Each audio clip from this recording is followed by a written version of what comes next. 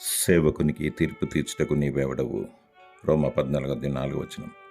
అతడు నిల్చుండుటైనను పడియుండుటైనను అతని సొంత యజమానుని పనియే. తీర్పు తీర్చినరడా నీవెవడివి? నేడుండి రేపు మాయమైపోయేవాడివి. నీవు సృష్టికర్తవా? శక్తిమంతుడవా?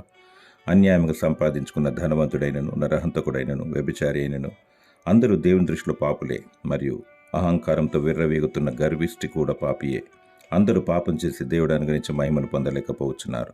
సాటి మానవుని విమర్శించకు, నిరాకరించకు, తీర్పు తీర్చకు. ఈ లోకంలో, ఈ జీవితంలో, మన బ్రతుకులో సమస్తము దేవుని అనుమతి చొప్పుననే జరుగుతుంది. జీవము గల దేవునికి భయపడము. నిన్ను నీవే విమర్శించుకొనుము, సరిచూచుకొనుము. ప్రభువైన యేసుక్రీస్తు తీర్పు తీర్చువాడు. దహించు అగ్ని. పరిశుద్ధత కలిగి, పవిత్రత కలిగి, సిద్ధపాటు కలిగి ఉండుము. ఒక రెప్పపాటును ఎత్తబడదవు, లేనిచో తీర్పు సిద్ధముగా ఉంది. రెండవ మరణం. దేవుడు నిన్ను కరుణించి రక్షించునుగాక. ఆమేన్.